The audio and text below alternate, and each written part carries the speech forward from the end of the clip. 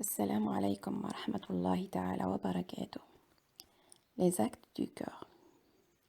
L'importance des actes du cœur par rapport aux actes des membres. Les adorations accomplies par le cœur conditionnent l'acceptation des actes apparents. En effet, si par exemple la sincérité qui est une adoration du cœur est mêlée au polythéisme, ceci annule l'acte en question. Certains actes parmi les actes du cœur, comme l'orgueil, entravent la guidance. Les adorations du cœur, comme le fait d'avoir un cœur saint, sont la base des actes qui nous font gagner le paradis et nous préservent, bien sûr, de l'enfer. Les adorations du cœur sont plus difficiles à accomplir. Par exemple, maintenir sa concentration dans la prière demeure plus dur que de faire la prière elle-même. Les adorations du cœur ont plus de mérite que les adorations des membres et bien sûr procurent plus de récompenses.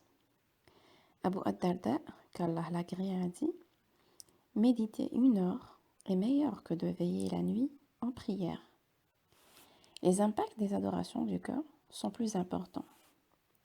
Ils procurent de la joie, la paix du cœur et la tranquillité de l'esprit. Les actes du cœur sont comme un moteur pour les membres. Plus la foi, l'unicité et l'amour d'Allah subhanahu wa ta'ala sont importants dans le cœur, plus ils poussent les membres vers l'accomplissement des bonnes œuvres.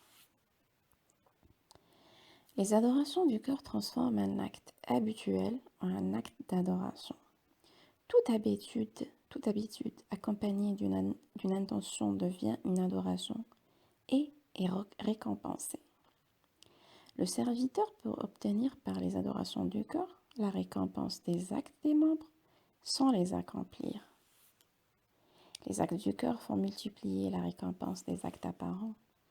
Ibn al-Mubarak a dit « Il se peut qu'un acte soit petit, mais que l'intention multiplie.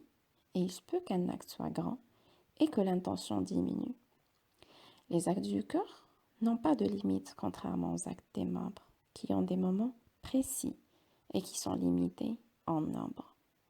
Assalamu alaikum wa rahmatullahi ta'ala wa barakatuh.